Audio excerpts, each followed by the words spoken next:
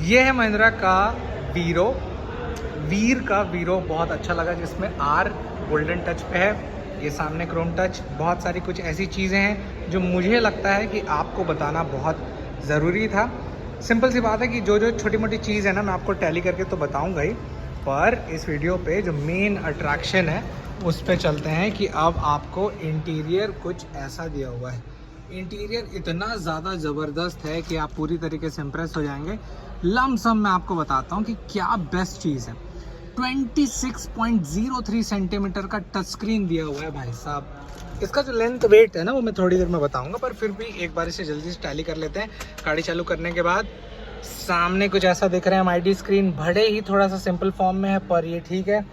पर उससे ज़्यादा बेहतर लगा था ये वाला, थोड़ा सा स्लो प्रोसेस है, पर मैं आपको लगे यहाँ तो और भी चीज़ें बता देता हूँ कि 26.03 सेंटीमीटर का टच स्क्रीन दिया हुआ है, रिवर्स पार्किंग कैमरास मिल जाते हैं, और बहुत सारी चीज़ें ऐसी हैं कि जैसे स्टीयरिंग माउंटेड कंट्रोल्स भी दिए हुए हैं, तो ये मुझे बेहतर लगा। अब जैसे थोड़ा सा ये लैग होके थोड़ा स्लो होता है, पर एंड्रॉयड का जो भी वर्जन है उसके हिसाब से ये ठीक ठाक सटीक मुझे लगा, रिस्पॉन्स भी, और एकदम भी ऐसा नहीं कि कमर्शियल में आपको टॉप नॉच दे देंगे, पर जितना भी दिया है भाई साहब मैं तो पूरी तरीके से इम्प्रेस हूँ, because it is affecting in many better ways.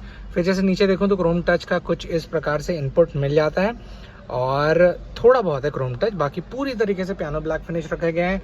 हाँ, अब इसमें आपको ऑटोमेटिक ये डोर्स मिल जाते हैं। अब हाथ से यहाँ फ़िलहाल जो पहले था क्या कि मेहनत करने की ज़रूरत पड़ती थी, खींचने वाला काम को पूरी तरीके से ज़ीरो किया गया है। अब बेहतर ये किया गया है कि इसमें आपको अब ऑटोमेटिक मिल जाते हैं, which is a good part, जो ये होना चाहिए था। And this is going to be a good change for this vehicle. अब मैं पूरी तरीके से आपको उस चीज़ों को समझाने की कोशिश करता हूँ कि इसमें अब आपको सीट कुशनिंग के साथ और भी जो पेलोड कैपेसिटी है वो कितनी बेहतर दी हुई है। तो फ़िलहाल चाबी को ऐसे ही सिंपल पैमाने पे रखा गया है, थोड़ा सा और बेहतर हो सकता था, पर ठीक है, जितना भी इन्होंने देने की कोशिश करी थी वो इसमें दे दी है। तो ये जो विंडो है, ये सबसे पहली बात ऑटोमेटिक इसलिए मैं शब्द रख रहा हूँ क्योंकि सिंपल सी बात है, पहले हाथ पे ये मैनुअल रहता था, पर अब बटन की सुविधा कर दी गई है। तो सिंपल सी बात है, पावर विंडो की मैं बात कर रहा था, तो पावर विंडो अब आपको इस कमर्शियल जैसे गाड़ियों में भी दिखने लगे हैं। फिर यहीं पर देख रहे होंगे तो बल्ब का सेटअप है, इंडिकेटर, और ये प्रोजेक्शन अच्छे रिफ्लेक्टर के साथ वही मिल जाता है। पीछे आते हैं इसके मेन तरफ, ताकि छोटी मोटी चीज़ें मैं आपको और बता दूं कि इसके सस्पेंशन को देख रहे होंगे ना, चाहे आगे हो या पीछे, आपको इसमें लीफ स्प्रिंग ही दिया हुआ है, और टायर जैसे देख रहे होंगे तो आपको एक सटीक 195/15 के मिल जाते हैं। फिर जैसे इसके कार्गो के बारे में बताऊं ना, तो कार्गो का हाइट 425 है, और यहाँ पर जैसे देख रहे होंगे इसकी विड्थ कितने है, जो ये वाला भाग है, तो यहाँ पर जैसे विड्थ देख रहे होंगे तो इसकी चौड़ाई लगभग मिल जाती है 1644, और इसका ओवरऑल लेंथ आप बोल रहे होंगे तो इसका है 2765। ये मैं बात कर रहा हूँ एक्सेल के लिए, थोड़ा सा वाइड एंगल में बता देता हूँ, ये मैं बात कर रहा हूँ एक्सेल के लिए, और वहीं पर डबल एक्सेल आप लेते हैं तो 2700, अब सॉरी 3035। वहीं पर व्हील बेस जो है 2550 का दिया हुआ है, और डबल एक्सेल के लिए दिया हुआ 2700, जो मैं बताने में थोड़ा सा कंफ्यूज हो गया था। कार्गो का लेंथ डबल एक्सेल के लिए ये वाला जो पूरा कार्गो है आपको मिलेगा 3035, और वहीं पर डबल एक्सेल के लिए व्हील बेस मिलेगा 2700। वहीं पर छोटी मोटी चीज़ें गाड़ी का और भी एर्गोनॉमिक्स बता देता हूँ मैं। तो इसका हाइट है, यहाँ से लेकर आप पूरी तरीके से फील कर पाएंगे, तो इसकी गज़ब सी ऊंचाई आपको मिल रही है 2040।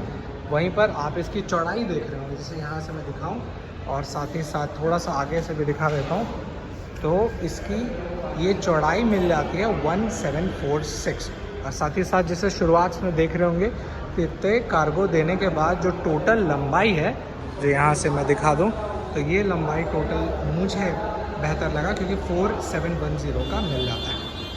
अदरवाइज 59.7 किलोवाट का इसमें पावर है, और 210 Nm टॉर्क दिए हुए हैं। इस मामले में ये गाड़ी वीरों के वीर आपको कितना बेहतर लगा, प्लीज़ मुझे आप कमेंट सेक्शन में ज़रूर बताइए। ये कलर भी इफेक्टिव है। इसके अलावा अगर दूसरे कंपटीशन में महिंद्रा के जैसे ये सब गाड़ियाँ देखते हैं तो पहले जैसे SD 1.7 बोलेरो का मैक्स पिकअप आता था जिसमें AC की सुविधा कर दी जाती थी। बहुत सारे लोग प्रेफर नहीं करते थे क्योंकि उन्हें क्या है कि अपने कंपनी में चलवाना रहता था तो वो ज़्यादा ध्यान नहीं देते थे। पर अब कुछ चीज़ें महिंद्रा बेहतर कर रहा है, जैसे इसमें AC दिए हुए हैं, ये रहे AC के वेंट्स, तो ये अब बहुत सारे पैमाने में बेस्ट हो जा रहा है। जो अगर आप ही खुद अपने कंपनी के ओनर हैं और शुरुआत आप कर रहे हैं तो ये ऐसे AC वाले गाड़ी में भी आप बिंदास चला के जा सकते हैं। सेम एज इट इज़ जो चीज़ें मुझे ऑफ लग रही थी अब वैसे भी इस टॉप मॉडल पे उन्होंने ये सब चीज़ों को ऐड किया गया। पर ये फ़िलहाल अभी आप जो देख रहे हो ना, ये टॉप मॉडल का दृश्य है। मैं एक बार अभी आपको इसका कुछ दिन बाद बेस या मिडिल वेरिएंट से भी वाकिफ़ कराता हूँ, जिसमें ये वाले भाग पे जो पियानो ब्लैक टच और ये वाला चीज़ मिसिंग हो रहा है और क्या क्या चीज़ पावर विंडो दी है कि नहीं वो उसमें पूरी तरीके से समझेंगे, क्योंकि अभी भी प्राइस इसका रिवील नहीं हुआ है। जो कल रिवील होने वाला है उसमें मैं और डिटेल आपको बताऊँगा। तब तक मिलते हैं ब्रेक के बाद। तो कैसा लगा आपको वीरों के वीर, please let me know in the comment section.